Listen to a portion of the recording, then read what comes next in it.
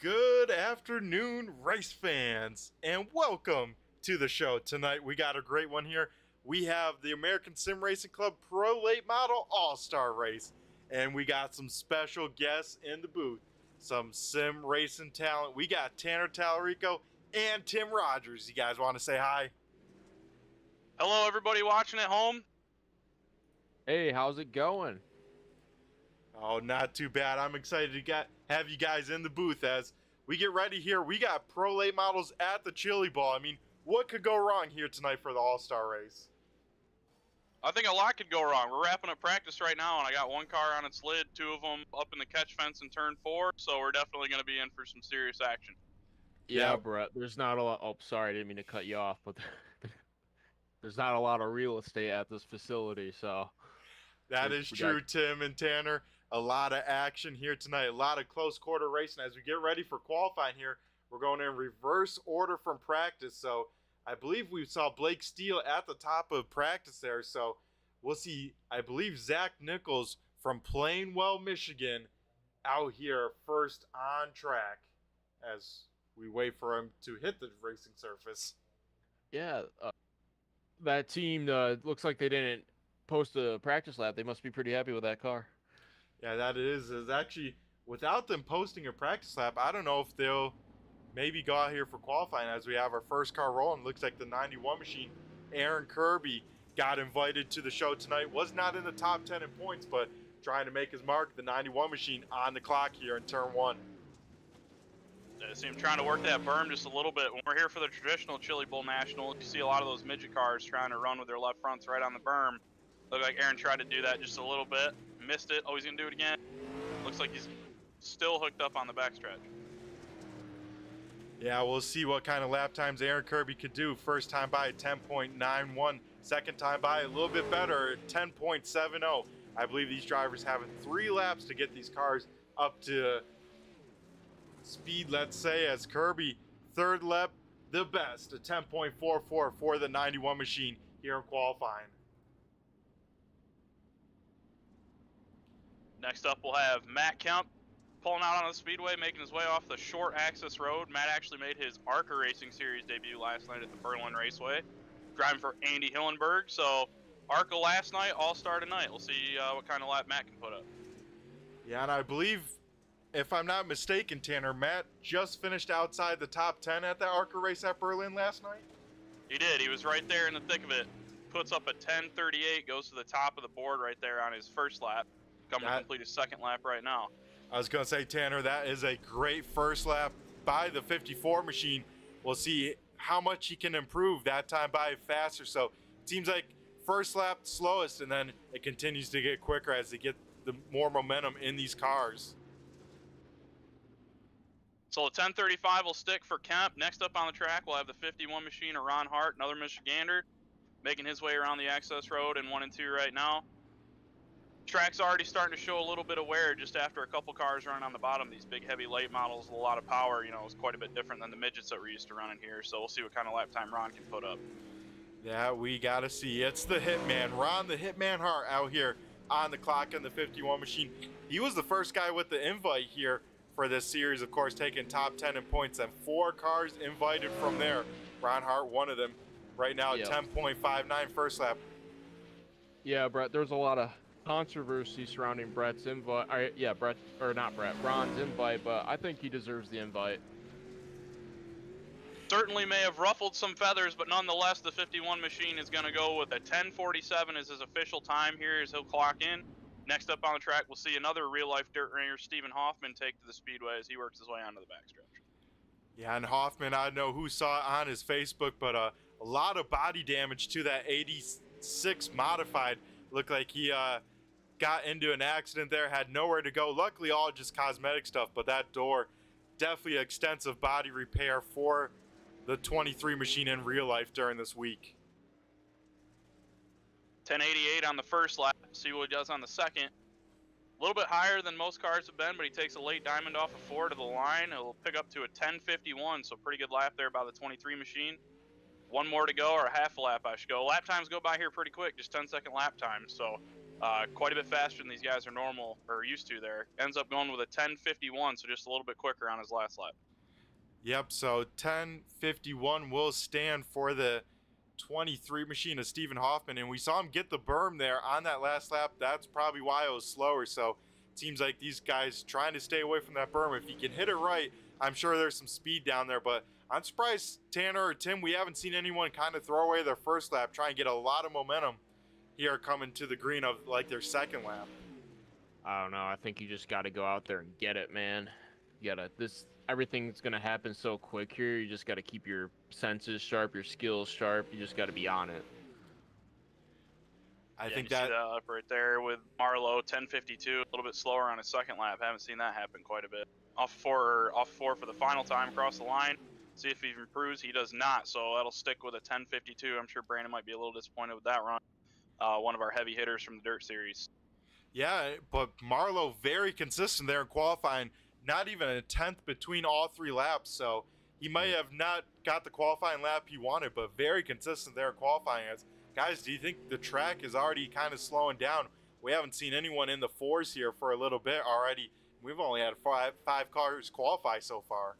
Well, this is going to be one of your telltale signs right here is Lassiter. I mean, we know how successful he is as a dirt driver. We'll see what kind of lap times he can run. If Jacob struggles right here, we might be sensing a trend, but if there's anybody that's going to break it, it's going to be the 151 machine. Goes at 10:58, so yeah, maybe it's fallen off just a little bit. I don't care. Lassiter's my pick. He's my pick for tonight. I'm going with Lassiter. 10:53 on the second lap. Yeah, so I think this track is slowing down here in a hurry. As Tim, that's a great pick to pick Lassiter. He has been talking to me every single race here so far, has had a lot of top 3 podium runs for Lassiter, and he's going to try and see what kind of magic he can pull off here. Probably going to be starting deep in this field when we get around to it, but a lot of wild events coming up.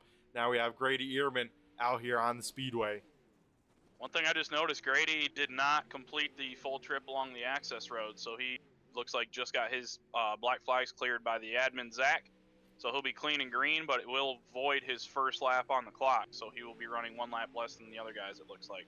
First lap on the clock goes at 10:58, so we'll see what he does on the final lap here across the line, see if this track has still got any speed in it, working his way off of 4 right now to the line. Grady goes with a 10:48, so he picks up a 10th there, jumps up to 4th place on the board. So there is 4 still left on the speedway as Ehrman goes to P number 4. Now we got our points leader rolling out on the speedway.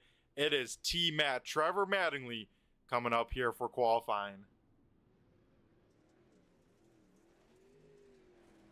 Ripping around the cushion, coming to the green, trying to get as much momentum as he can, right down to the bottom, right around that berm, down the back straightaway.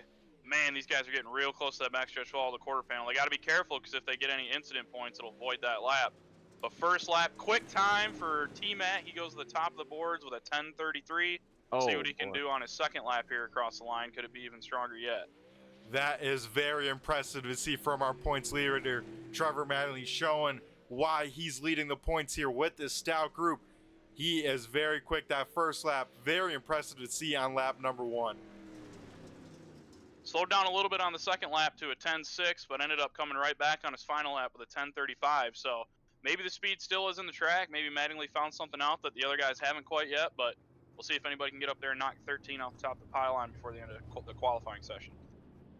And here comes the uncle to Trevor Mattingly, Bobby Mattingly, in the 3M machine off of turn number 4. The 3M is on the clock here at the Chili Bowl. Lap number 1 won't be too good. We saw him get a lot of that berm there in 1 and 2. He had to slow down a lot. We'll see.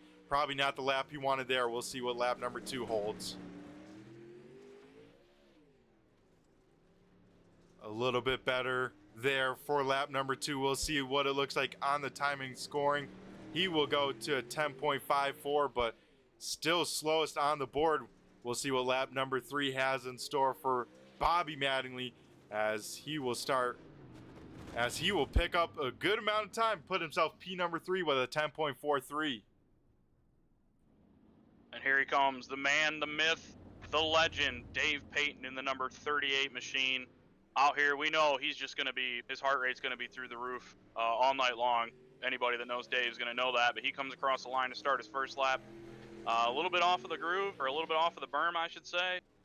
Almost getting into the backstretch wall of the quarter panel, but I think he's clean and green across the line. Dave's first lap, he'll go at 10:49. So I believe that'll place him, looks like 7th so far out of the cars that have taken times. But to complete the second lap, he'll run a 10:44, so improves a little bit, jumps up into the top 5. Final lap, see if he can keep that trend going. Into 3 right around the berm, and off of 4 down to the line. Looks like he might give up a little bit. Yeah, he will go at 10:51. So fast time for Dave Payton will be at 10:44, and that'll put him 4th in qualifying of the cars that have taken times. And he doesn't know where he's going. 4th in qualifying, but 1st in the senior citizen class. That's Dave correct. Payton. In a league of his own. That is right. He is definitely in a league of his own. He's got a special place in a lot of people's hearts. Now, we have the double OH machine. Tanner Hutchins out here on the clock. He's running that pink machine. You can spot this thing from a mile away, whether it's on the broadcast or on track. We'll see what Hutchins can do. Big time berm hit, though, off of turn number 4. Yeah, he's definitely getting after it right now, trying to hook that left front aggressively up on that berm and get that thing to rotate. Looks like he got it a little bit too much that time. I'm sure this lap will be quicker, and it is. A 10:44 for Tanner Hutchins as he'll work his way down the back straightaway. 1 set of corners to go to complete his qualifying run off of 4 down to the line. Looks like Hutchins is going to clock in with a 10:46. So fast time will be a 10:449. Actually will tie Aaron Kirby, but actually be just behind Aaron in the standings. And how about these times from 3rd on back?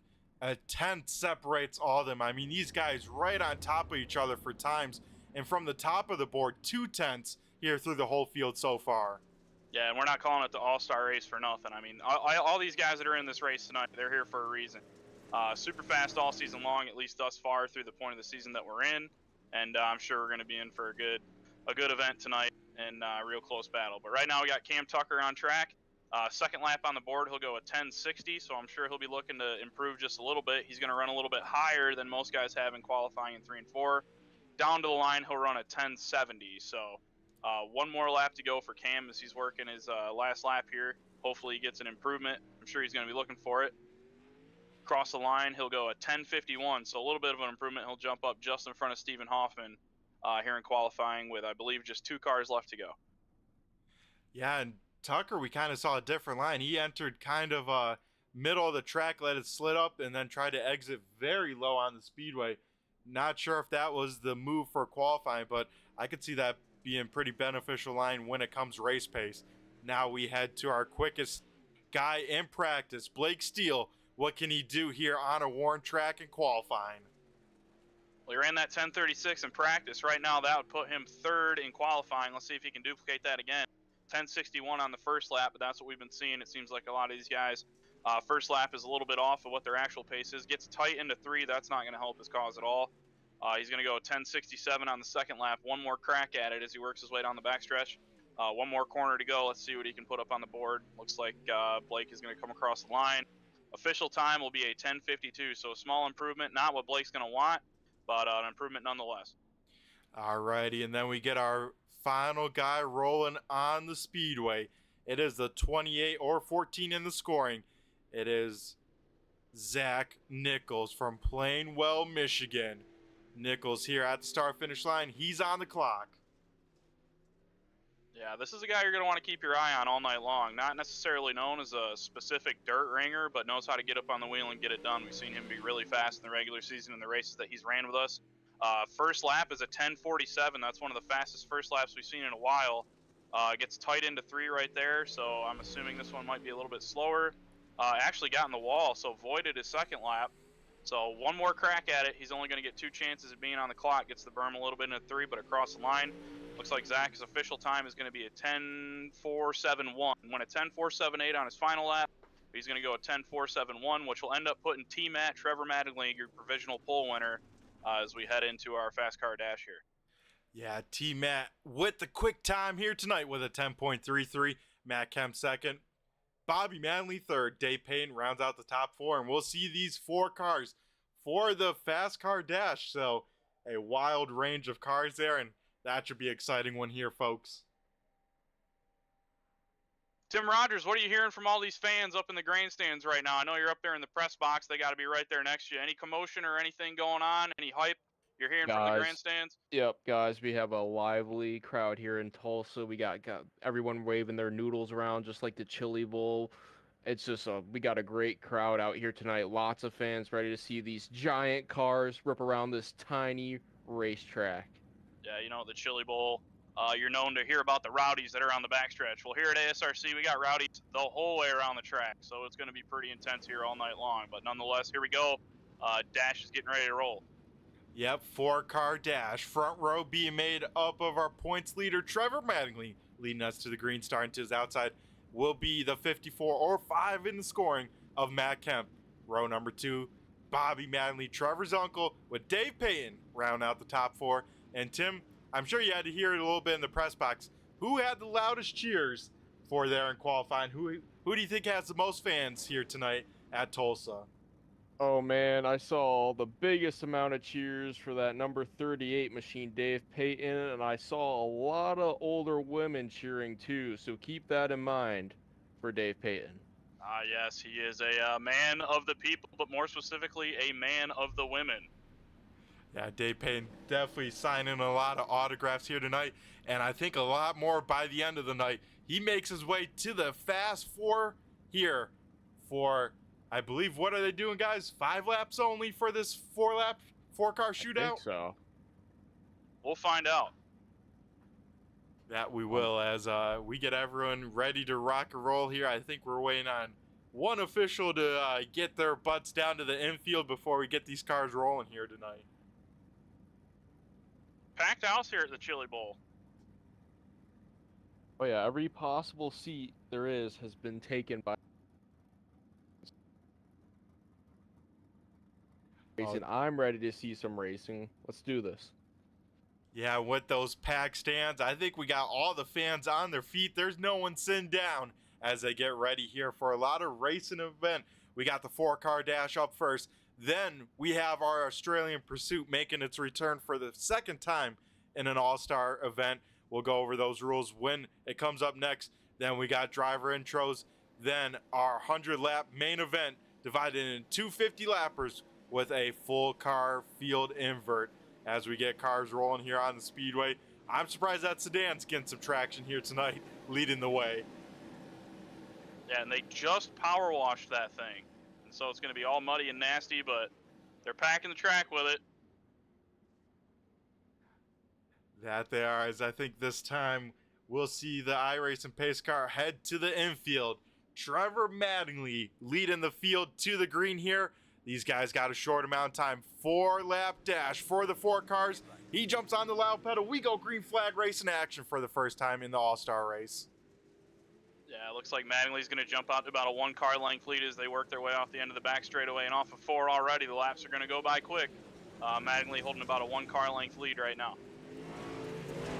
And these guys getting some all-important practice here for their setups, getting to learn how to race around cars, because that is going to be the name of the game with all the different events going. But already we see the white flag for Trevor Mattingly here.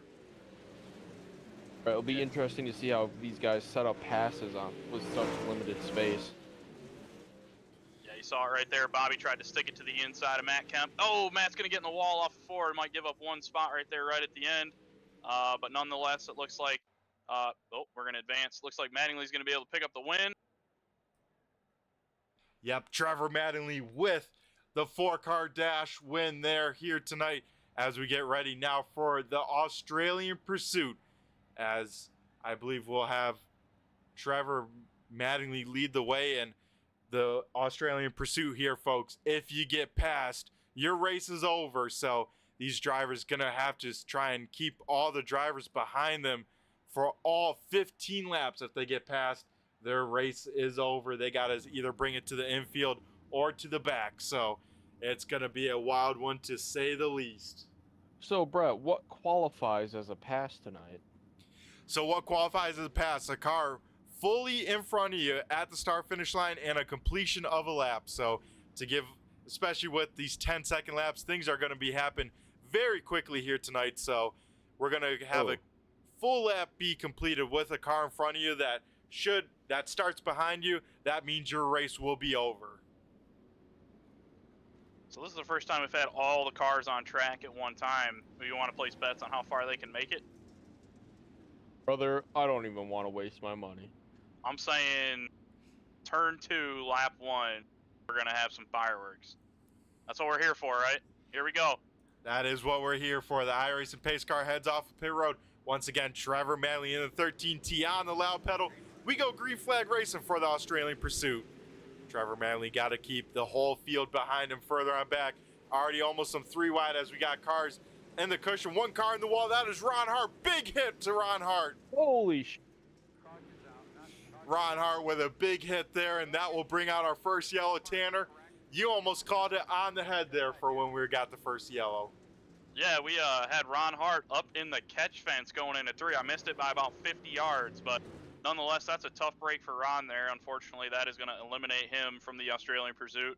Not by getting past, but by going firewall deep into the turn 3 safer barrier. Really unfortunate for that 51 machine, but we'll have a caution, re-rack, and we'll go again. As I don't know if they have safer barriers here tonight. I think they just have some barrels outside, and these big Pro Late models, definitely hard contact. So Ron Hart having to go to the backup for this main event here tonight. Guys, I just want to confirm that Ron is okay, and all the fans in the turn 3 entry are okay as well. Yeah, we saw some pieces and parts flying with this new update to these cars. We had body panels all over the place, so I don't know if any souvenirs made it over the fence, but glad to hear everyone's all right after that one. Yeah, if there's any fans in the stands that ended up going home with a piece of free merchandise, make sure you take a picture and tweet us at the Turn 3 Racing Network on social media, the picture of bodywork that you'll be taking home. But back to green, Mattingly back out in front. Yeah, Bobby Mattingly out in front, and Matt Kemp has fallen to 3rd, so when they complete this lap, if Kemp is behind the 3M, his race will be over, and I think that should do it for Matt Kemp. I think he'll try and bring it on back. Further on back, 1 car pushing big time. That is Zach Nichols. He's trying to work the top side here as him and Tanner Hutchins make contact 3 wide. Ooh, baby. And we did have Lassiter bring it to pit road. I think he bailed out right there, right at the end. So 151 also out of the race, and it's a lot of cars going through 3 and 4 right now. You can throw a blanket over 8 of these cars. Yeah, as Grady Ehrman shot the middle there and did get around Nichols. So I'm not sure who started where now with all this craziness. As more craziness as Cam Tucker hopping that front end as I don't know who needs to park at this point. This is a lot happening. We got 8 laps to go here. Trevor Manley still out in front here tonight in the Australian Pursuit. Yeah, and somewhere in this facility, Zach Heiser is contemplating how bad he wants to be a dirt racing admin right now. I have no idea how he's keeping all this straight, but we're going to go with it. And right now we see, I believe that is Zach Nichols to the pit lane. Yeah, Nichols will bring that thing pit side. Grady Ehrman looks like he will be the next car down on pit road. He got passed by Stephen Hoffman. A little bit of contact between those two down the backstretch, but Hoffman up into P number 8 here at the moment. What do you think, guys? Have things sorted themselves out? Just as I say that, the 53 machine is looking on the inside of the 000. Yeah, battle development between these 3 cars. Tanner Hutchins right on the back bumper of Aaron Kirby, and he has to go as well because, like you said, Tim, Cam Tucker in the 53 right there as well.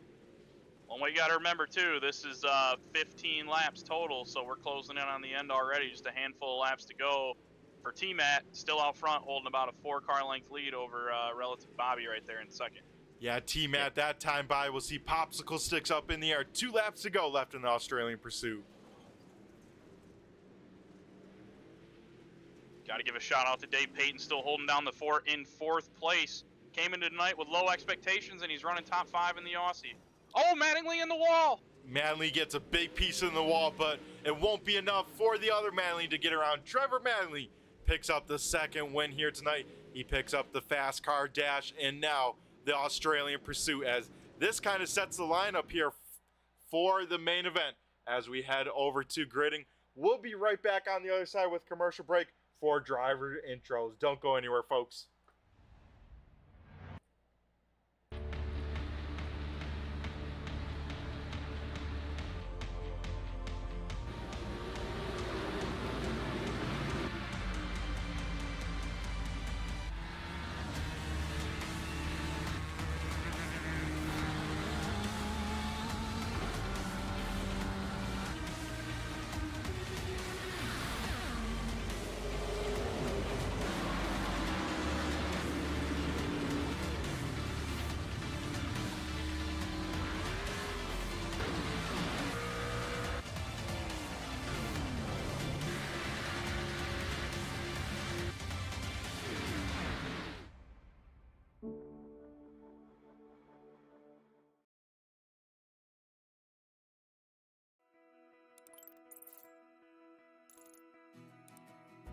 iRacing is a sim racing game that combines a true-to-life racing experience with an online community of virtual racers from all around the globe.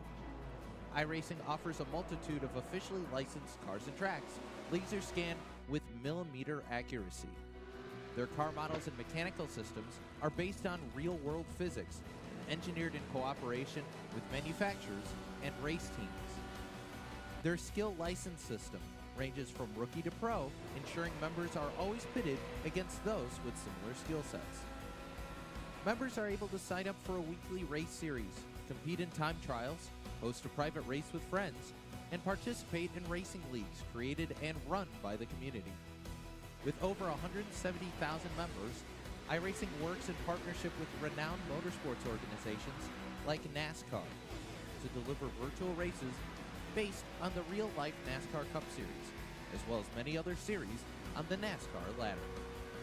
iRacing also features team racing, providing a variety of options for members to create and manage their own teams. Race with friends or real-world teammates in full-length endurance events like the 24 Hours of Daytona, Spa 24, or the Bathurst 12 Hour. Additional partners include IMSA, World of Outlaws, Supercars, and IndyCar, allowing members to race in their very own Indianapolis 500, Bathurst 1000, Chili Bowl, and many more iconic events. This is iRacing, delivering the most authentic racing experience short of getting into a real race car. Sign up today at iRacing.com.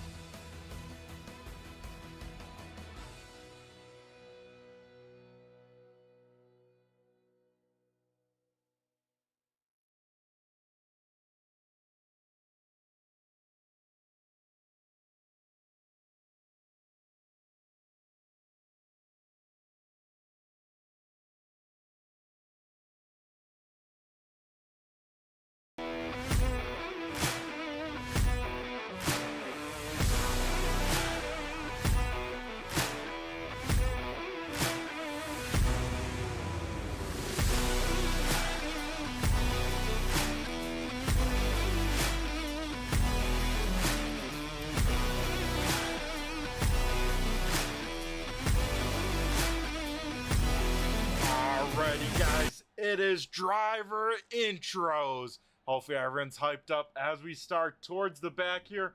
First car we'll be introducing.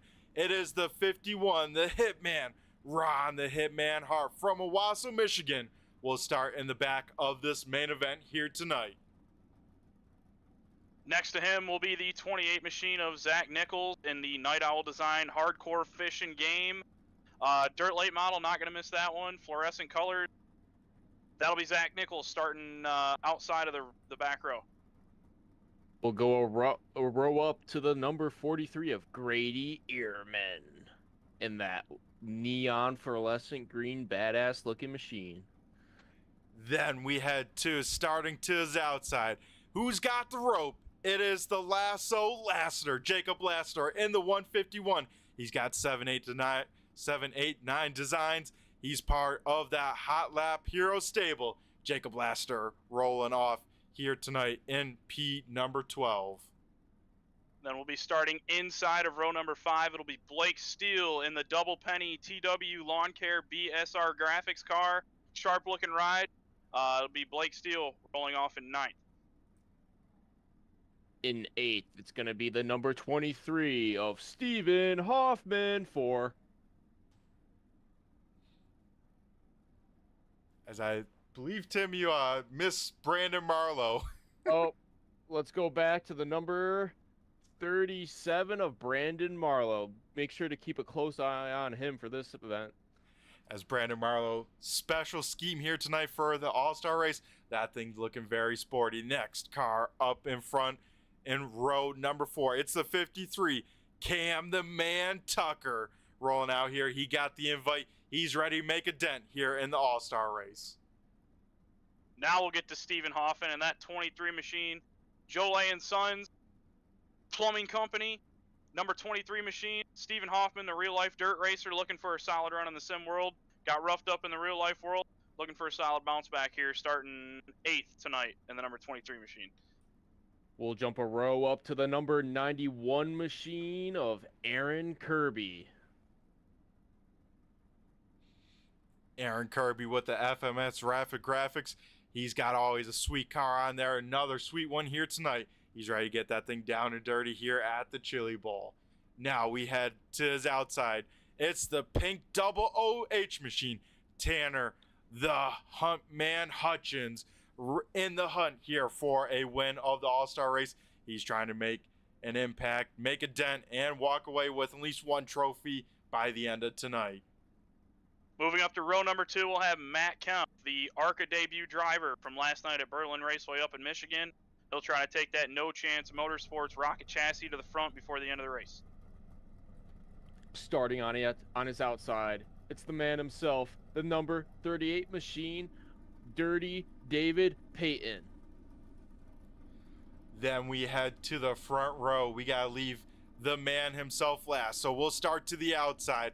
It is his uncle in the 3M machine, Bobby Mattingly, part of that T-Mat Speed Shop crew. He's looking for an impact. Came also close last year in the All-Star race. He's going to start front row. It's a front row Mattingly lockout as now we head to the guy leading us to the green. And on the pole, the guy that's won literally everything there is to win tonight so far, it's going to be T-Mat, Trevor Mattingly leading the field to green for the first feature. He was fastest in qualifying, won the 4-car dash, and won the Aussie Pursuit. Obviously, Trevor's going to try to repeat that, and he's going to have a clean look at the green flag as we get ready to roll here in just a couple seconds. Yeah, Trevor Mattingly going to be the man to be. He walked away, I believe, with the overall All-Star win last season as we get ready now to head over to our main event. You guys ready here? 50 laps, the mark for this first stint in the All-Star race. Here we go. This is the first stint, 50 laps, as Brett just alluded to. We'll be going for 100 green flags collectively all night long tonight. First 50 laps will be starting straight up, so that, as we said a second ago, we'll put a pair of Mattingleys on the front row. That it will be a Mattingly lockout on the front row as we got a lot of great drivers here for the very small Chili Bowl Raceway here at Tulsa. Does anyone know off the top of their head what the size of this track is here? These drivers are getting ready to do battle on here tonight. It is apparently 0.2 of a mile, so just under a quarter mile in length. So even shorter than a lot of your typical short tracks out there that are not contained inside of a building. So obviously that's a unique part of tonight's event. This is a temporary track that's actually, built on an annual basis. Tonight we just happen to be running dirt late models on it rather than open wheel midgets and 600 micros. So field's getting ready to go to the green for the first 50 lap segment of this All-Star race. That they are. Trevor Mattingly leading the field to the green flag off of turn number 4. We go green flag racing here in the All-Star main event. Trevor Mattingly leading Bobby down off the end of the back straightaway into turn number 3 for the first time. He'll maintain a 1-car length lead as they cross over the line. So we got 1 car, I believe that was Aaron Kirby, way up on the berm coming off turn number 4, and it is an absolute traffic jam back mid-pack right now as they go into 3. Yeah, absolute cluster in the mid towards backpack. Cam Tucker still trying to get that front end set in that 53 machine. So far lost 1 spot as everyone in front of him single filed out now further on back, taking their time as, 1 car hard in the outside wall. We lost a fender. Stephen Hoffman up on the berm. He was actually up on 2 wheels in the center of the corner last time by. Yeah, Grady Ehrman, no right front fender on that car. Already torn off here in the early part of this race. So he's going to have to probably get that thing duct tape on. Luckily, that's not on the racing surface as we stay green flag. The laps are going to click off quick here. Already working lap number 6. Nothing has changed up front. It's still Trevor Mattingly first, Bobby Mattingly second, Dave Payton in third. And they're holding about a 10-car length lead or so over Matt Kemp and Tanner Hutchins, rounding out the top 5. Yeah, we look at the tail end of the top 10 here. Jacob Laster and Ron Hart both up 3 spots from where they started the main event here tonight. So they're trying to track in the right direction here early in this race. Front 3 in their own zip code. It seems like most of the field has became a little bit more tame, single file for the most part. did have one battle going on near the back of the pack, but as of right now, there are no side-by-side battles on track. Just as I say that, Stephen Hoffman looks to the inside of Aaron Kirby going into turn number 1, trying to work over that 91 machine. They almost make contact right there going into 1. Yeah, they almost do. They're very close racing here tonight. Tim, can you hear anything at all here tonight with these V8s in this indoor facility of the Chili Bowl? Guys, this should be illegal, man. I mean, I've basically lost my hearing, but I don't care because this racing is so cool. I just had a question for you guys. How do you think this race is going to change when we get to lap traffic? I mean, that's got to be such a challenge, especially on this track.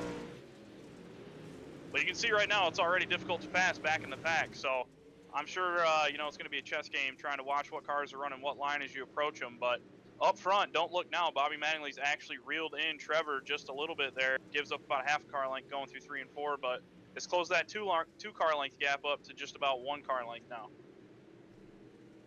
Yeah, that gap closing on in, and we actually got a drone cam here tonight. We're chasing the front 2 here as we look at the back of Bobby Mattingly trying to chase down Trevor Mattingly, and this drone's kind of working at a 480p here. A little choppy from it, but still a great shot here tonight from the Chili Bowl.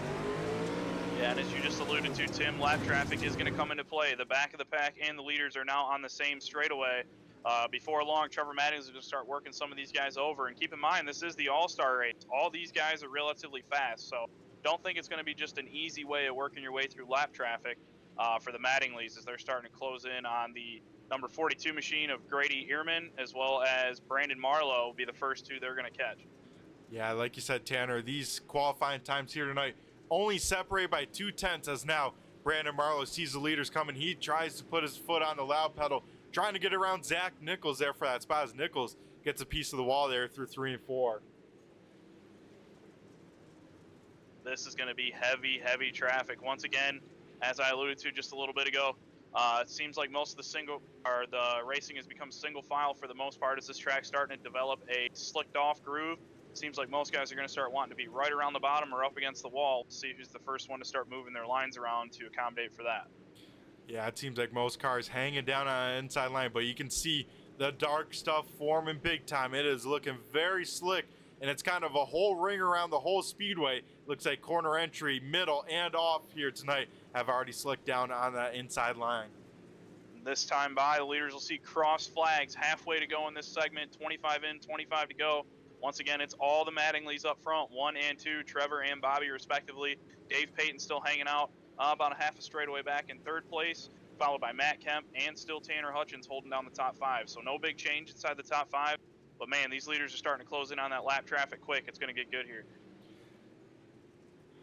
That it is, as Stephen Hoffman still trying to work over the back bumper of Aaron Kirby. I mean, he has not left that back bumper of that 91 machine as we jump on board with Aaron Kirby looking back at the cars behind him here tonight.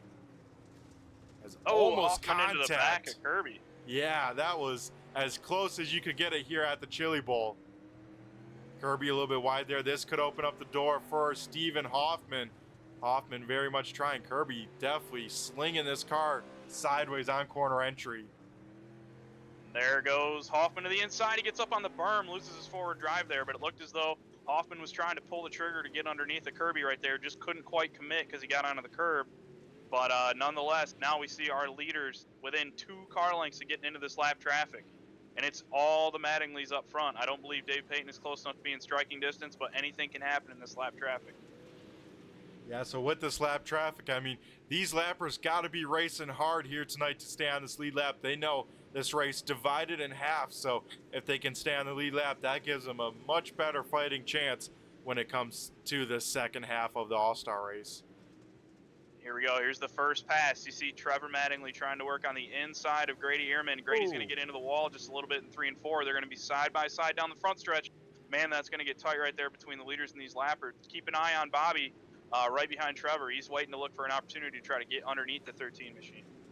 Yeah, does Bobby take an opportunity? Does he send it in the middle, try and almost slide job Ehrman on that high side to just try and take an advantage while he has it over Trevor Mattingly? And And you can tell, oh, right there, it looks like Grady had to lift just a little bit running up there on the top. That's going to allow Trevor to get around. So here comes Bobby. Bobby's going to clear himself off of the nose of the number 42 machine, and he's now going to be clear, but unfortunately lost about 2 car lengths to Trevor. We have back to P number 11, 2 Michiganders going out of here. Zach Nichols trying to work over Ron Hart for P number 11. They got Jacob Laster right there as well. That is tight right there, and don't look now, but the leaders are now closing in on that battle as well. So leaders have worked their way around one individual lap car. Oh, Zach's into the back of Ron. It looks like they're going to keep it all together. Could have had big problems right there, right in front of the leaders, but they're going to keep it all together. Yeah, how did Ron Hart hang onto that race car? Both rear tires jacked off the racing surface, but he somehow keeps that thing facing the right direction. Tim, we need a crowd update quick. How are they doing? The crowd has not been in their seats the whole race. They have been standing up, trying to watch every part of this race they can. I mean, this crowd is great. Yeah, there's so much racing action. I don't think you could have enough eyes. As 3 wide here at the Chili Bowl, and Lassiter goes around. Right in front of the leaders. That's my pick.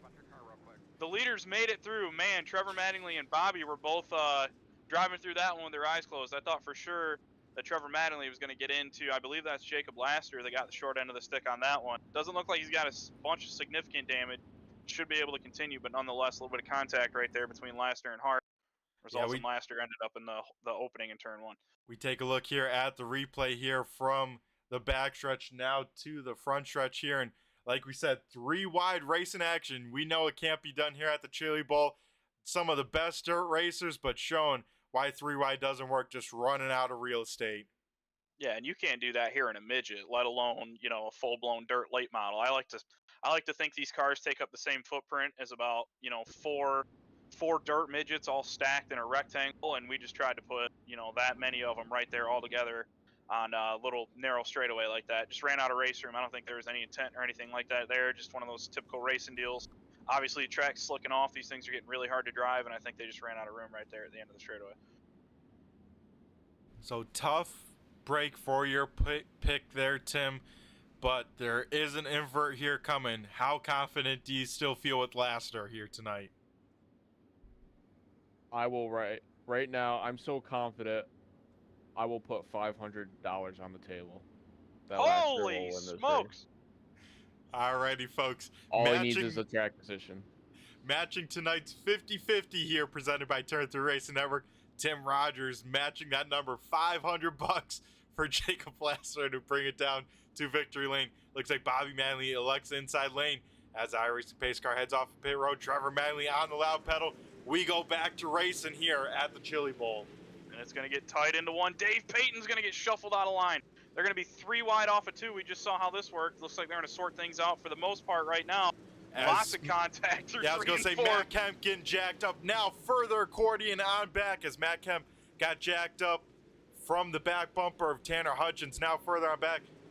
Stephen Hoffman, right place, right time. He makes up a few spots on that restart. And it is far from over. Still 5 laps to go in this first segment. You see Matt Kemp trying to work over Dave Payton for the 3rd position. Dave's rolling the top. Looks like he's going to carry the momentum. Lots of guys starting to move up and pound the quarter panels off the wall now. Looks like that top line might be coming in right up against the cushion. Yeah, Dave Payton not having high expectations coming in here tonight, but so far, proving all of us wrong, proving why all the ladies love him here tonight. Keep an eye on Bobby, man. He's right there. He's within a half a car length and just a couple laps to go.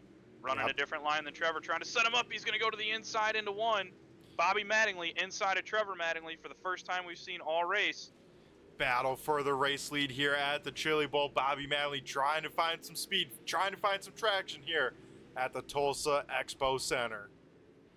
Coming to complete lap 49. They will start lap 50 this time. We'll wait and see when the caution flag will be thrown to end this first segment. Should be any second. Still Trevor Mattingly holding about a half a car length lead over Bobby as we await the halfway caution.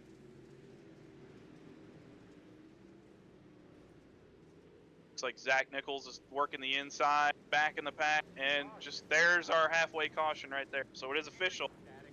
Trevor Mattingly wins segment number 1 of the Dirt All-Star race, followed by Bobby Mattingly, Dave Payton, Zach Nichols, and Tanner Hutchins will round out your top 5.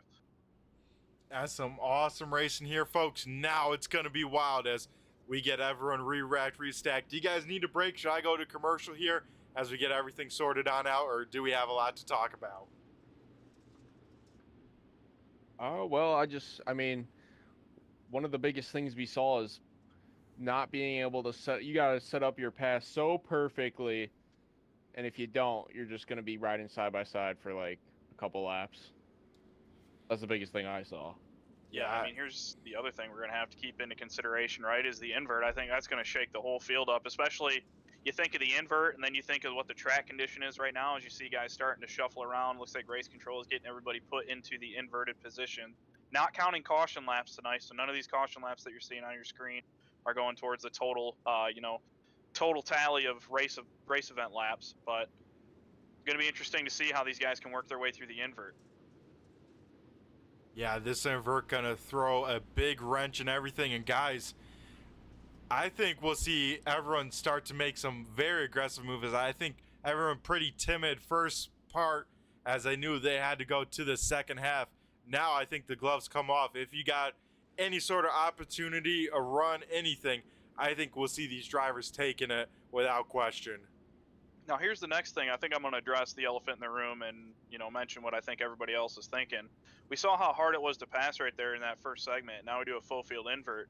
What are the odds that, the Mattingly's, Dave, all these guys that we saw up front in that first segment are going to be able to make progress all the way back to the front by the end of the second segment? Or do you think some of these guys that, might have been biding their time a little bit more in that first segment? You see like Ron Hart up here.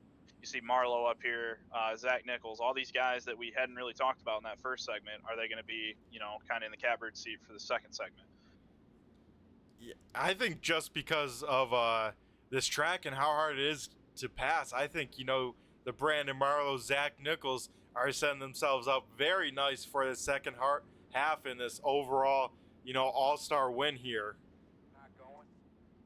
I think the thing that you really got to pay attention to, too, is a lot of these guys that are up front, they've been in traffic all race long. They've not really had the opportunity to have clean track ahead of them and really be able to place the car where they want to. And as you can see, we're dealing with a pretty worn-in racetrack here. So would not be surprised if some of these guys for the first handful of laps might be going into the corner a little bit on the timid side. That might allow some of those guys from further back in the pack that have been running in more clean air, might allow them to jump up front, maybe pick off a couple spots. Yeah, as it looks like lights are extinguished around the Tulsa Expo Center. Ron, the Hitman Hart, leading the field to the green flag here. The one guy in the field that might have the least amount of dirt experience leading the all-star race to start segment 2. Cross the line, Ron Hart's going to lead the lap to kick off the segment, followed by Zach Nichols and Brandon Marlowe are going to round out your top 3 as we got contact down the back straightaway. Yeah, Nichols and Marlowe already contact for that second position as everyone tries to sort themselves out there. Matt Kemp on the cushion as he tries to get around Jacob Lasser, who ended up pitting there. Oh, Ron Hart over-rotated, getting into 3. He's going to have Zach Nichols on his outside. They're going to be side-by-side off of 2. We got ourselves a race for the lead. Yeah, that we do. Ron Hart leading the way over Zach Nichols here in the 28 machine. Brandon Marlowe sits P number 3 with Cam Tucker right there in tow. And these guys inches apart from each other for the race lead. Yeah, and I've known Ron Hart for a little while, and I know he's the kind of guy that he likes to take advantage of situations like this. And all I know is right now he's trying to make sure that he runs the most difficult line that's going to make it hardest to pass and wherever he's got the most traction. So you can see him up above the slick right now. Zach Nichols running just a little bit lower than he is, a little bit closer to that slick. But don't look now, back in the pack, you've got the Mattingly's wrapping around the bottom, already starting to make a little forward progress back towards the front of the field.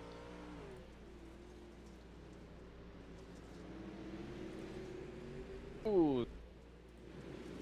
I believe that was Bobby or Lasser hard in the front stretch wall right there. Oh, it's contact. Matt Kemp, Bobby Mattingly both spun around on the backstretch here.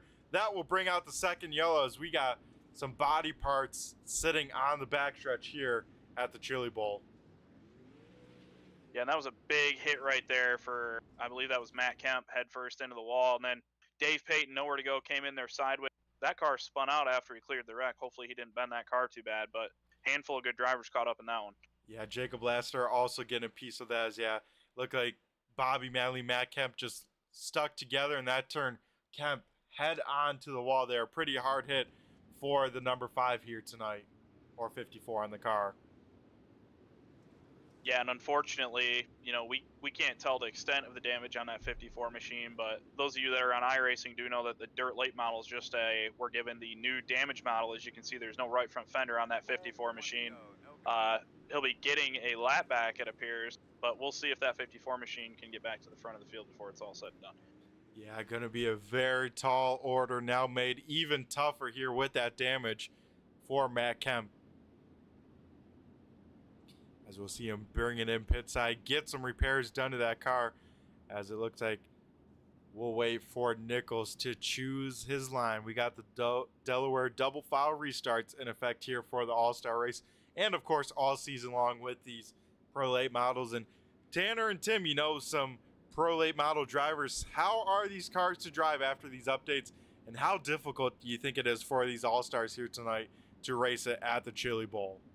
Well, I'm not really the one to be asking, because I just ran with these guys the other day at Kokomo, and I didn't even make it out of the Consi. So I'm just going to say they're hard to drive, and I'm going to leave it at that. So I can't imagine what they're dealing with right now. Yeah, I'm going to have to agree with Tanner's point there. As Tim, you're sitting in the press box there. Any good updates from you? How the stats looking on the viewership? Have we hit the million views that we're going for to give away, you know, $500 million? Well, I'm already down 500 because Lassiter's at the back. I thought he would at least try and stick it out, but he's being a good person. He's got a damaged race car. Doesn't want to hold anyone up. But yeah, crowd we still got a packed house there. People got cheeseburgers, hot dogs, you know. It's a freaking party here, man. Here we go. Hopefully we see those volleyballs or whatever they throw around, and I think it's marshmallows, right? They throw around at the Chili Bowl. Hopefully those are still flying, as Ron Hart slowing up the field big time. You see everyone bunched up. Ron Hart on it now. We go back green flag racing action here with just over 40 laps to go. That is a tip. Oh, we got one around in the middle of 1 and 2. Oh my God. Big wreck. Oh, big junk here in turns 1 and 2 as everyone tries to get sorted on out. Guys, what'd you see on that start? Looks like Blake Steele just almost looped it around. I don't know if there's contact or... Yeah, we'll try and get a replay here for all the fans here right at the start. Blake Steele trying to work the inside. Oh, kind of got on the binders to not hit Brandon Marlowe. Then everyone on the inside line, nowhere to go. And it is a yard sale in 1 and 2. A lot of cars facing the wrong direction there in that wreck.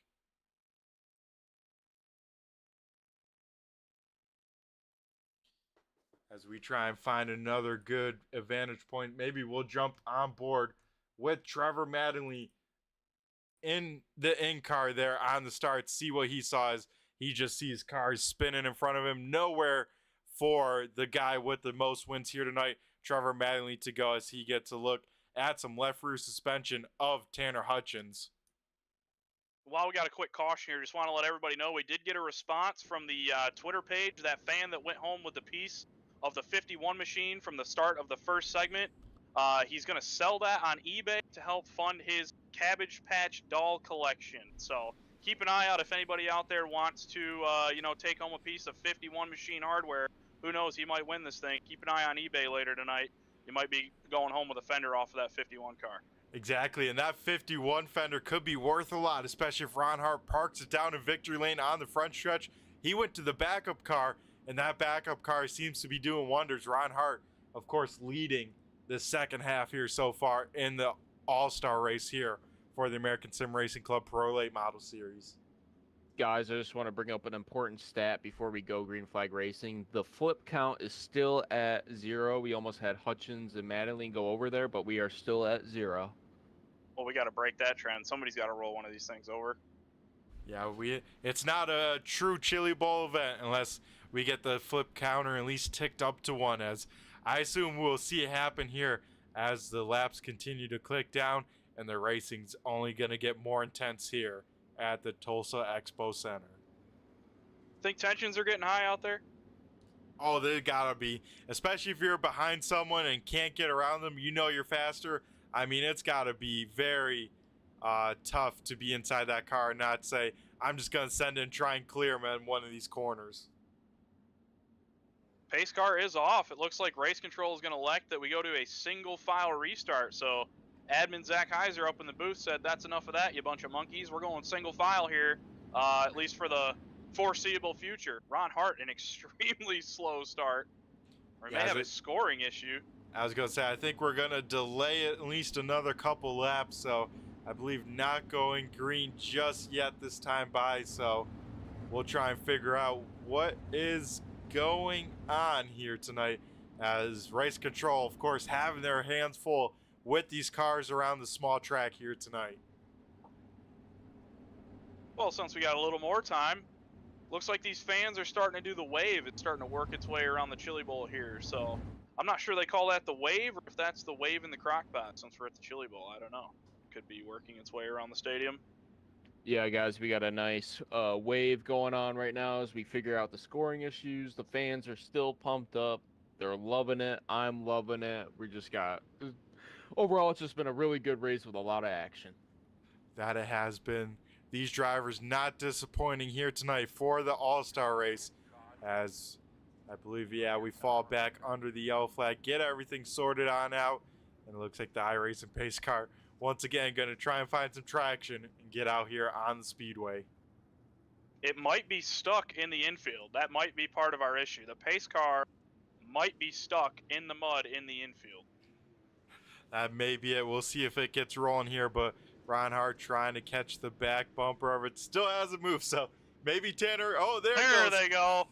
Finally got enough push from officials. It gets rolling here out on the speedway as it picks up our race leader here so far in the All-Star race. Ron Hart took over the race lead from that invert and hasn't looked back yet.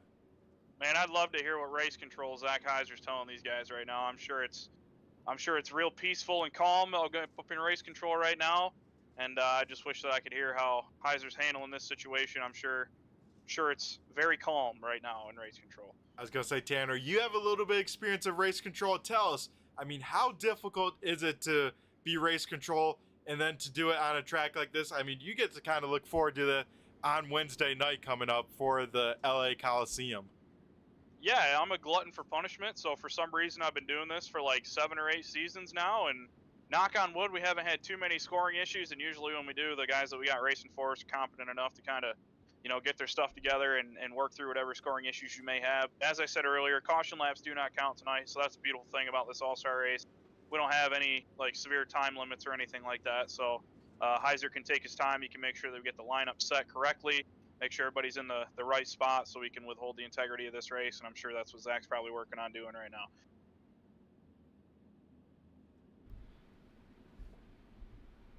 We appreciate the insight there from Tanner Talarico, our Anytime. driver, race control, and just about everything, Tanner, it feels like you've tried out on the sim side. Of course, then we got Tim Rogers, our assistant producer out here. He does a lot of great work. Tim, you got anything in the works here? It looks like we're getting ready to go back racing, Tim.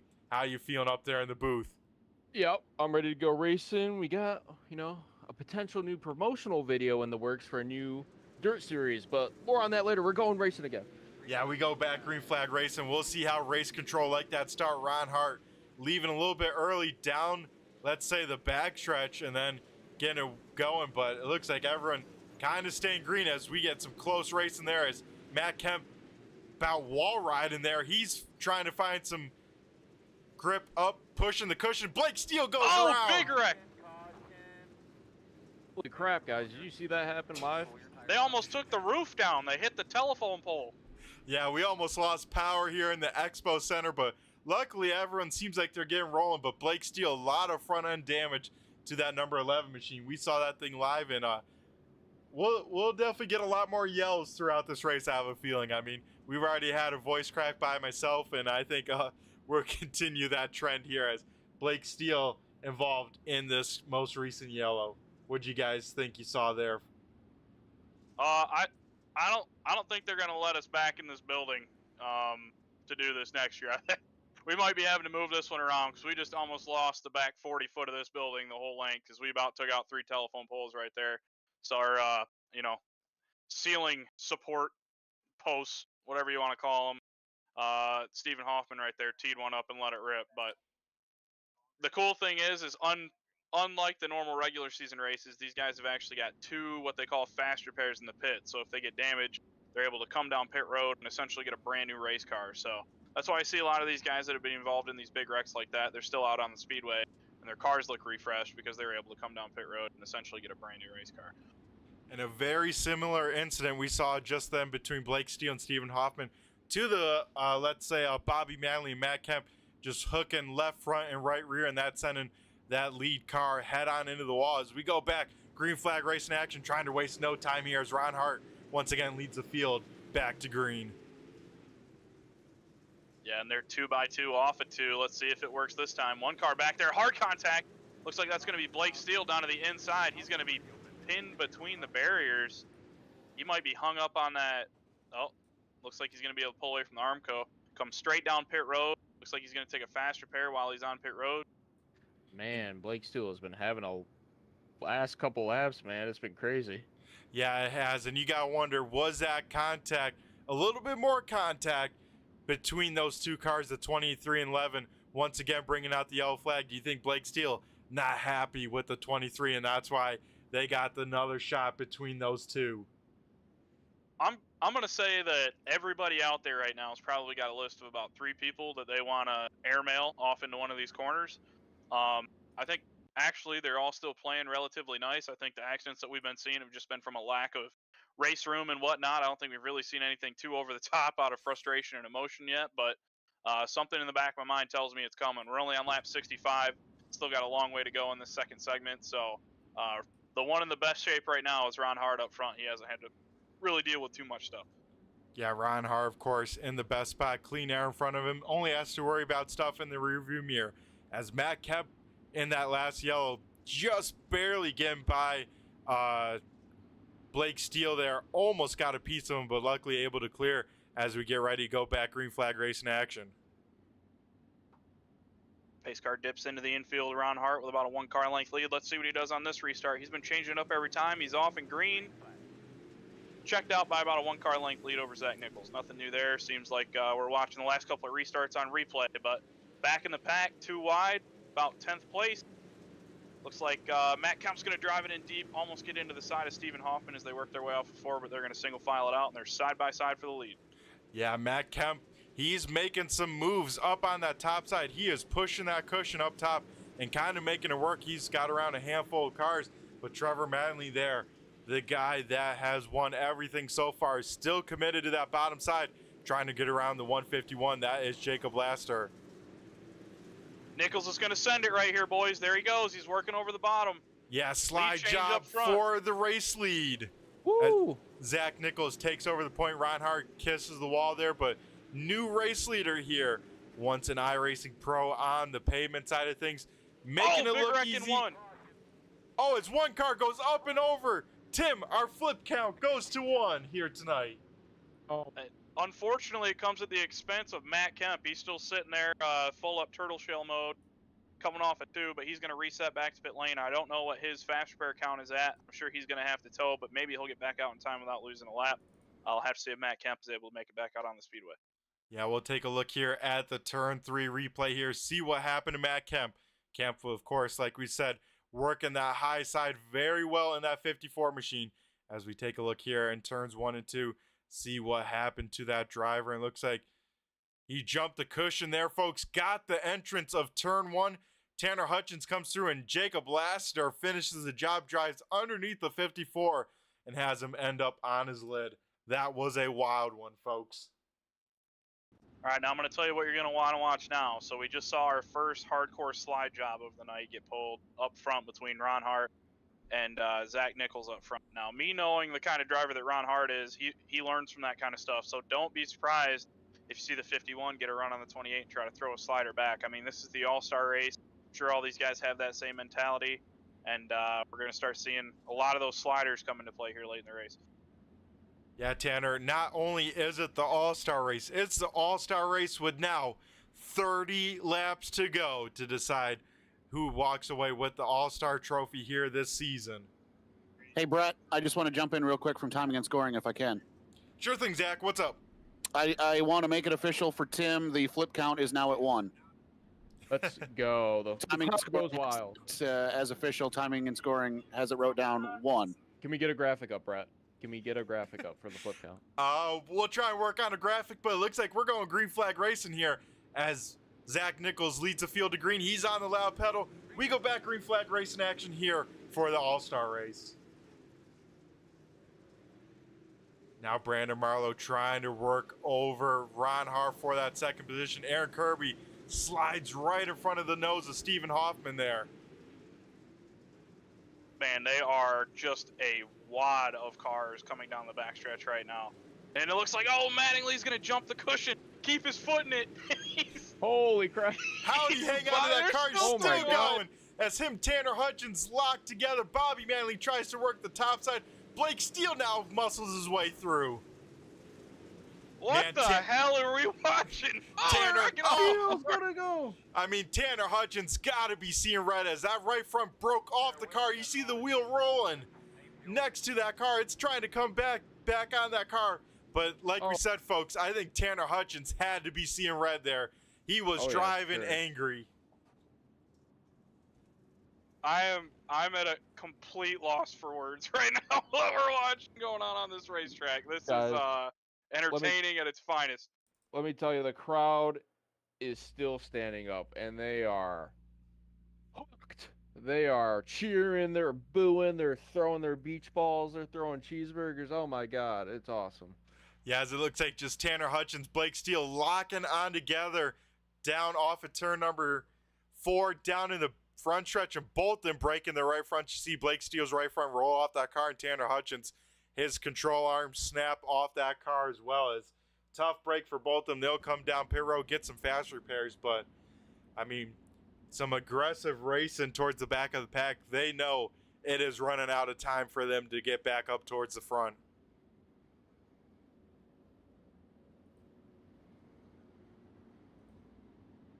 As with this, we see guys like Aaron Kirby sitting 5th, Stephen Hoffman 6th, Jacob Laster 7th, Trevor Mattingly 8th. I mean, 25 to go, a lot could happen. I think they still got a shot for it. What do you guys think? I don't know if we have some shenanigans going on in the back or not, but Do we have some shenanigans going on in the back, Tim? I think they were settled. They were settled, but we're good. Alrighty, all set in the back. Up front, we get the lights out around the speedway as Ron Hart elects the top side here once again. Zach Nichols leading the field to the green flag. Marlowe seems like he gets decent starts down low, but just can't quite hang to those guys on the top side as Marlowe slots back into third by himself. Cam Tucker now trying to make a run up top as, oh man, Laster almost gets turned as 3 wide here at the Chili Bowl. Look at Hoffman shooting the gap. Oh, they're going to wreck it at 3. There they go. Oh, they somehow hang on it.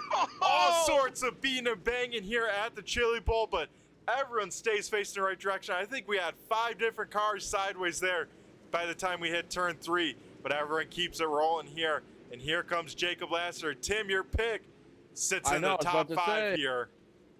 I'm slowly, I'm not getting my hopes up with that. I might not be down 500. You might not be down that $500 by the end of this race. Jacob Laster trying to work over the top side of his teammate, Brandon Marlowe. Marlowe still committed to the inside line. Laster will clear him. Now sets the sights on Cam Tucker for that P number 4 spot. Sorry, P number 3 make it. These guys, again, I don't know how much of this is anger and how much of this is lack of race room, but these guys are just bouncing off of each other left and right. No race room left over. This is crazy. As we go a little bit further back, Matt Kemp, Bobby Manley still side by side. They have Stephen Hoffman and Aaron Kirby right in front of them as well. Oh, they're sideways getting into one. It looks like Hoffman's going to hang on to it. Oh, they're wrecking again on the back. They somehow hang on to it again as everyone getting sideways off the nose of each other. Matt Kemp tries to give it on back. He gets tagged by Blake Steele. Man, this is some wild racing here at the Chili Bowl. Oh, they're spinning into 3. No caution. He somehow saved that thing as it looks like everyone tries to get singled on back. Now for second on back, they have caught the back bumper of Ron Hart. What kind of moves do we see here with 16 laps to go? Whatever moves they're going to make, they better make them quick, because Zach Nichols is checked out into his own zip code right now. Ron Hart plugging up the preferred lane. These guys are going to have to get aggressive trying to get around him. Yeah, Jacob Lasser trying to tiptoe around that inside line. He goes side by side now with Cam Tucker for P number 3. Yeah, I see the 51 machine just trying to keep his left sides in that dull-looking dirt, and it looks like 51 up high gets up against the wall. 51 down low is going to keep wrapping the bottom. He's going to almost clear Ron Hart as they come off of 4. Jacob Lasser doing a great job tiptoeing along that inside lane, and he'll clear. Ron Hart falls back to third with a big wall hit there down the backstretch as Lasser goes P number 2. He tries to now reel in Zach Nichols here with 12 laps to go. Cam Tucker now trying to work over Ron Hart for P number 3. They make a little contact through 3 and 4 here tonight. Just like that, 10 laps to go for Zach Nichols. He's working his way into lap traffic.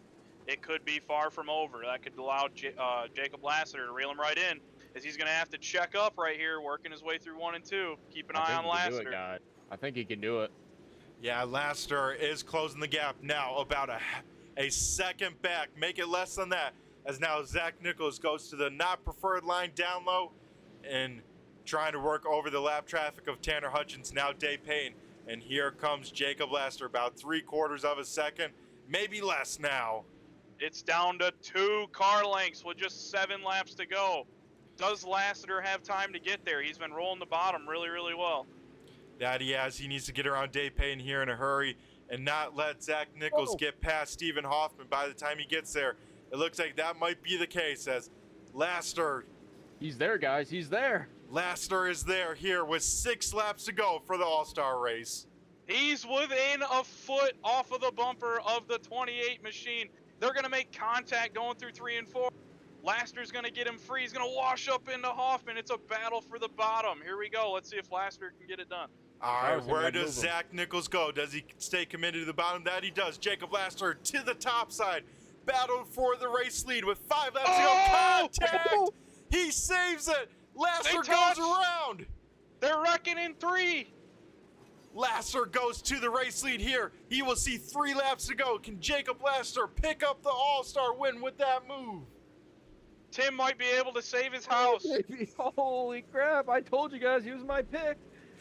Tim Rogers about to be a happy man. He put $500 down on the sports betting app. Tim Rogers will walk away with $1.5 million at the end of tonight. There's still lap cars, though. There's still lap cars that might come into play. White flag out, 1 to go for Lasseter as they work through 1 and 2. Final lap here. Ron Hart getting passed by Trevor Mattingly for that 4th position. But off of turn number 4, Tim Rogers is a millionaire. Jacob Lasseter picks up the win here at the All-Star race at the Chili Bowl. Wow. Holy cow. They're wrecking going into 3. They're still battling right in front of Lasseter. Yeah, they're still battling for that spot between Matt Kemp and Aaron Kirby. They hit at the line, but Jacob Lasseter making some fans really rich here tonight, as he'll walk away with the $1 billion ASRC dollars here for the All-Star win at the Chili Bowl. What the heck did we just witness? I have no idea. I don't even know. There's still people out here running laps. Dave Payton, I don't even think he knows if the race is over. He's out here still running around, and we're going to get the top 3 on the front stretch. These are going to be some interesting interviews right here. Yeah, that it is. It's going to be interesting to talk to Zach Nichols, see what he thought of that move. Same with Jacob Lasseter. We'll also be talking to Cam Tucker, winds up P number 3. But we'll be right back here after commercial break with the interviews with our top 3. Don't go anywhere, folks.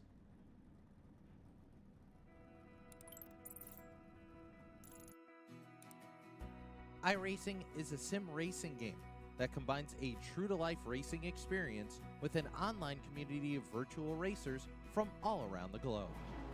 iRacing offers a multitude of officially licensed cars and tracks, laser scanned with millimeter accuracy. Their car models and mechanical systems are based on real-world physics, engineered in cooperation with manufacturers and race teams. Their skill license system ranges from rookie to pro, ensuring members are always pitted against those with similar skill sets. Members are able to sign up for a weekly race series, compete in time trials, host a private race with friends, and participate in racing leagues created and run by the community. With over 170,000 members, iRacing works in partnership with renowned motorsports organizations like NASCAR to deliver virtual races based on the real-life NASCAR Cup Series, as well as many other series on the NASCAR ladder. iRacing also features team racing, providing a variety of options for members to create and manage their own teams.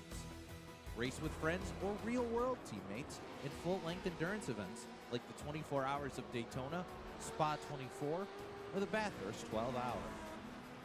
Additional partners include IMSA, World of Outlaws, Supercars, and IndyCar, allowing members to race in their very own Indianapolis 500, Bathurst 1000, Chili Bowl, and many more iconic events. This is iRacing, delivering the most authentic racing experience short of getting into a real race car. Sign up today at iRacing.com.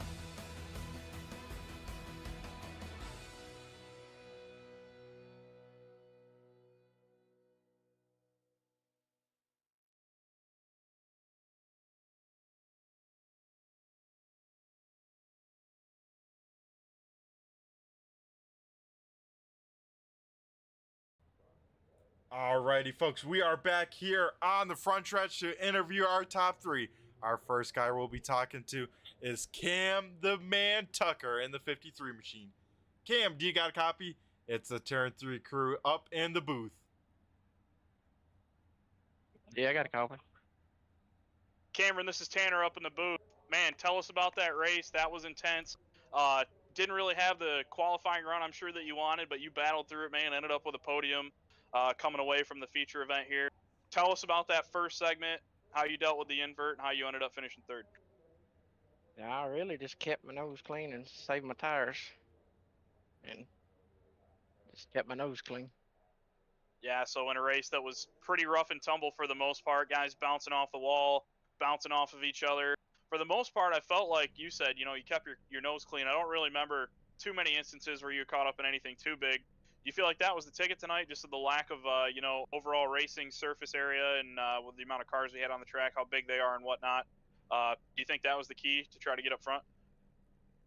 Yeah, and I kind of stayed in the back, so I knew I'd be in the front for the last 50. Yeah, it definitely seemed like that may have been a strategy. We picked up on that a little bit there before the first 50 laps wrapped up.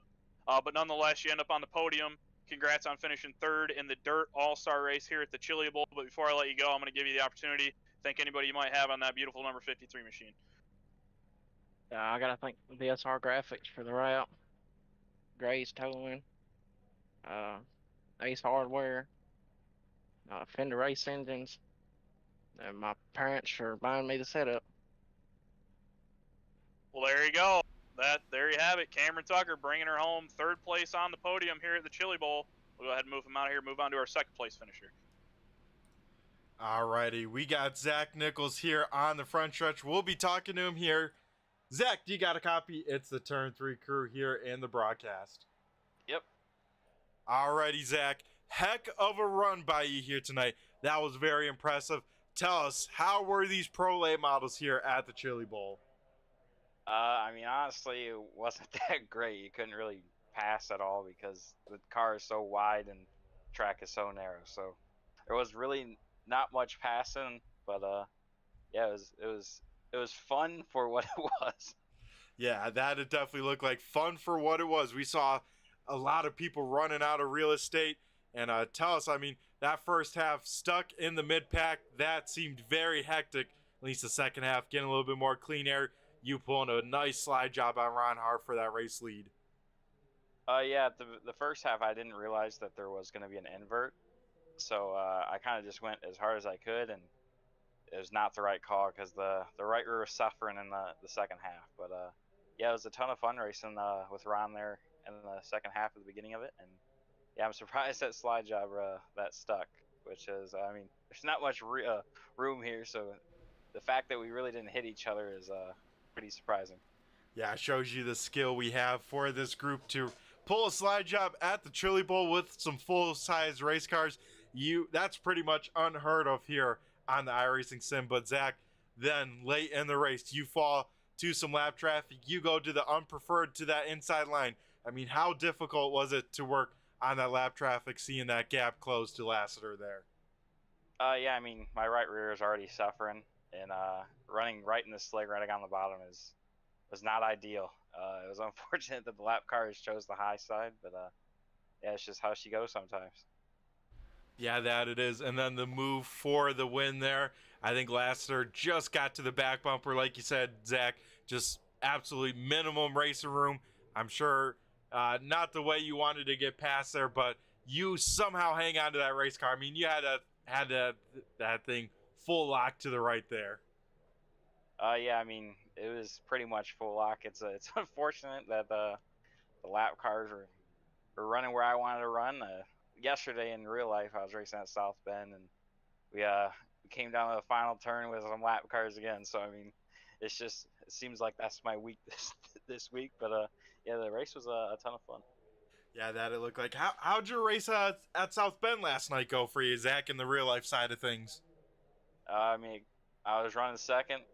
Got underneath the leader on the back stretch, and we had some lap traffic right in 3 and 4, and I chose I really didn't get to choose the line, but I was right behind the lap traffic, and we lost the race by pretty much a bumper.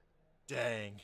Well, coming up, Bridesmaid here for a second time here tonight, but Bridesmaid with a great group of guys. I mean, Zach, you come here on the dirt. I don't know how much dirt racing you do on the sim, but you hold your own when it comes to it. Yeah, I mean, I do my fair share, but it's always fun to just kind of dabble in it sometimes, and it's a ton of fun. Yeah, that it is. Runner-up in the All-Star race here, Zach. Once again, huge congratulations on that. That was a heck of a run by you. Before we let you go and continue celebrating P number 2, I'm going to go hand over the mic to you and thank who you got to thank here tonight from the Chili Bowl. Yeah, I'd like to thank Zach Heiser for giving me this invite to come race this. It was a ton of fun. I'd like to thank you guys for doing this awesome broadcast. I love to go back and watch them, and I think my dad's watching. If not, I'll shout him out. I think my Uncle Kenny's watching too, but yeah, it was a ton of fun. All righty, Zach. Always a pleasure seeing you out here on the Speedway. Always a threat for the win. Zach, you coming up oh so close here tonight. You have yourself a great one, and we'll be talking to you, I'm sure, here in the future. Yeah, thank you. All righty, folks. That was our second place finisher, Zach Nichols, coming up oh so close. Now we head down to victory lane here tonight, folks, to talk to the man of the hour. Jacob Laster picks up the win here from the All-Star race. Guys, you ready to interview him? He looks excited here on the front stretch. Jacob Laster, do you got a copy? It's the Turn 3 crew here on the front stretch, and you look pumped up here. Yeah, I got you. All righty, man. Tell us about your race. First one seemed pretty iffy, but man, that second half, where'd you find that speed to reel in Zach Nichols there at the end and then pull off the move of the race for the win? I'll be honest with you, it's kind of confusing with everything that happened with the lineup, but like I just rode really, really early, and then I had to pit. I got involved in a wreck, and I had to pit. I'm not sure if when I pitted, if it gave me fresh tires or if it just fixed the car. I'm not sure on the after the update, but I just rode like pretty much entire race until like the last 30 laps, and then I started pushing it. And Zach didn't have any choice but to go change up his line with lap traffic and stuff, and I got to run on the outside of him, and he kind of come up a little bit, and I got into the back of him, and that kind of made us where I could get beside him at that point. Certainly wasn't intentional, just hard racing, and you know, I don't race like that, so you know, I hate that happened, but yeah, it looked like he didn't have much left as far as tires go. I don't really know that, but after I got out to lead, I was able to really check out. So, like I said, I think maybe his tires might have been used up, but just fortunate, kind of lucky with the way this track raced and everything, and how small it is. You know, this is the first time I just bought this track actually, because I didn't even have this track. So, and me and Brandon been running all practicing for the spring fling and doing that deal. So, you know, it's just kind of, I guess when you don't put in a lot of laps and everything kind of falls in your lap, and you know, we kind of lucked up and got one. Yeah, Jacob, awesome job by you here tonight. Tim Rogers actually picked you in the pre-race here tonight. He walks away a happy man, put $500 on you in the bets, and I think he's walking out at least with a couple million. I mean, Jacob, starting deep at the start of this 100 laps, I think either back row, second to back row, and then with the invert, you started once again mid-pack, it seemed like, but man, that last 15 laps, I think you're a fifth, and coming all the way to the race lead, that was impressive to watch.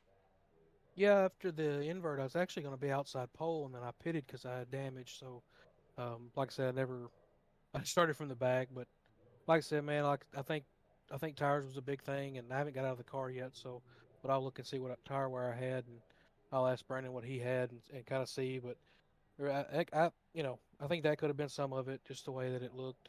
Zach's car looked like it didn't have a whole lot of drive off and stuff, and that's kind of what happens when your tires go away from you. So, like I said, just fortunate the way it all worked out, and sorry to anybody I got into racing up through the field. It was hard racing, tight racing, and I don't think there was any major deals. So, like I said, man, I don't, you know, everybody knows me. I don't race like that, but just kind of a product of racing at this place. Yeah, this place very tight. I mean, Jacob, how difficult was it to get around this pro late model here at the Chili Bowl? Not only by yourself, but of course with cars around you. I mean, it had to be tiptoeing every single lap, just reacting to that car in front of you. Yeah, when I got down on the bottom because I think Cameron and can't remember who else was running the top. Ron. And Ron. They were running the top, and they were racing pretty hard, and so I just went down to the bottom and just tried to keep my left sides right on that brown, right below the slick, and I don't think I ever got even a quarter throttle. It was just tiptoeing around there, and you know they're actually going further around the track, so you just kind of keep your momentum up and hopefully just try to stay even with them. And like I said, they kind of got tangled up, and that was able to get in front of them, and then it was just trying to focus on hitting my marks. Yeah, and that you did, Jacob, racing down the race leader, getting on around him. As Jacob, you continue that streak I talked about a little bit before the race. We talked to you every single race here so far this season, and now we talk to you down in victory lane for the All-Star. You add your name to a very short list of All-Star winners here, Jacob. I mean, how does it feel, especially at a wild track like this tonight at the Chili Bowl? That feels good, man. A win's a win. You know, I would love to do it on a points night, you know, to try and catch Trevor a little bit, but you know, you take them as you can get them, and you know, tonight, like I said, just it worked out for us, and you know, no matter if there's points involved, money involved, it's a win, and you know, I think y'all know it's hard to come by on here racing unless you're one of the top guys. It's hard to win, and so when you get a win, it feels pretty good. Yeah, very stout group in the American Sim Racing Club Pro Late Model Series. Like you said, Jacob, any win is well deserved here with this group. Tanner, do you got anything for our race winner down here on the front stretch? I just want to say, you guys, I mean, absolutely put on a hell of a show. Like, I try to run with you guys every once in a while, just on off nights or whatever, and I have the hardest time staying out of my own way. And the fact that all you guys just ran 100 laps around this place that's meant for dirt midgets with freaking pro late models is amazing. Obviously, congrats to you, Jacob. This is, you know, a cool win. Like I say, running at the Chili Bowl's got to be a challenge, but you obviously stepped up to the plate and came out on top. So, and you won Tim a bunch of virtual money, I guess, or something like that. So that's pretty cool. But congrats on the win, Jacob, and you definitely earned it. I appreciate it. Alrighty, Jacob. Well, you have yourself a great rest of the night. Huge congrats here on the All-Star win. You have yourself a great one, and I'm sure we'll be talking to you some more throughout the season. I appreciate it, man. I got to give a shout out to Hot Lap Heroes. Give a shout out to Brandon, who was in the race, and like I said, he had some terrible luck in the spring fling. He definitely could be in the same position I'm in, and he had some bad luck, and I hate that for him.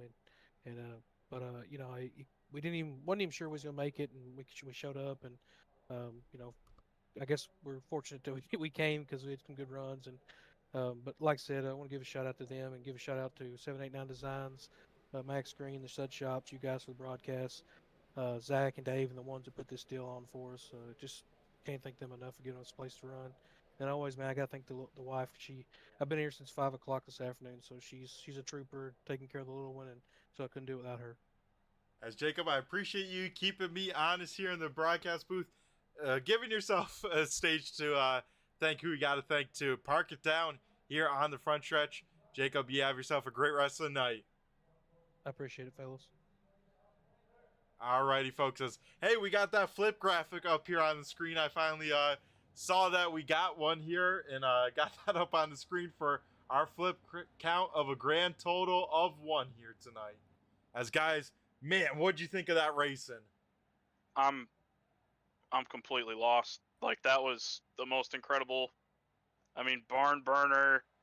I'm sure there's some hurt feelings out there, like action packed. I don't even know, all of the above type of events that we've had. And like I said a minute ago, just congrats to Jacob, because I can't even process everything that just happened in my mind, and it's already been like 15 minutes since the checkered flag fell. Yes. Yeah, that was a great race to watch. I mean, there's a distinction here between an event and a race. This falls more under an event, but hey, it was awesome. Just hats off to these guys for being able to race these cars around this small track. I mean, it was insane to watch. That it was, Tim. It is impressive to see the skill that these drivers had to show here tonight to not only get these cars around the speedway, but to battle and pass each other, as we'll go through tonight's feature event. Jacob Lester in the 151 walks away with the grand trophy here for our second running of the American Sim Racing Club Pro Late Model All-Star Race. Zach Nichols will come home second, 14 machine. Third will be Cameron L. Tucker, and that L doesn't stand for loss. That it does not. He finished on the podium. Cam feeling good with tonight. Trevor Mattingly, the man that won everything up to that final race, will finish in P number 4, just beating out our 5th place finisher. And it was Ron Hart in the number 51 machine, bringing it home just outside, right in the 5th place position. Kind of tried to play spoiler there right at the end, driving all the way up from 14th on the starting grid to start the first segment. So from deep in the field all the way up to get a top 5 here in the All-Star race. Behind him in the 6th position is the number 37 of Brandon Marlowe. 7th going to the 3M of Bobby Mattingly. Then you saw Blake Steele bring it home in the 8th position. Plenty of action around the 11 machine tonight, but he's able to bring it home in 8th. Yeah, Blake Steele did have a hell of a night, that's for sure. Rounding out not rounding out, but in the 9th position is the number 5 of Matt Kemp. As rounding out our top 10 there, just getting beat at the line. We saw the door banging action in front of our race leader there at the line. That going to the 91 machine of Aaron Kirby. And then just outside of the top 10, you'll have Tanner Hutchins in that 004 car, bringing it home in 11th. And behind him in the number 12 position is the 23 of Stephen Hoffman, 4. And the man with a special place in everyone's hearts, signing maybe a little bit less autographs here, but still a long line outside of the ASRC 38 machine, that being piloted by Dave Payton. And rounding out the field tonight, bringing it home in the 14th position, 62 laps down, electing to pull out of the race early. Probably the smartest move of the entire race is going to be Grady Ehrman in the 42 machine. Wasn't for a lack of effort. Alrighty, folks, that will do it here on the flip side, and I think we got our closing statements. Do we have anything else before we send it on out and we pack up the Tulsa Expo Center? Nope. Well, it was a fun night, fun racing. Happy to be up in the booth. Hope to be up here sometime again. Yeah, I got to give a huge shout out to my co-broadcasters here tonight. We got Tanner Tallarico and Tim Rogers here assisting me here tonight with this crazy action.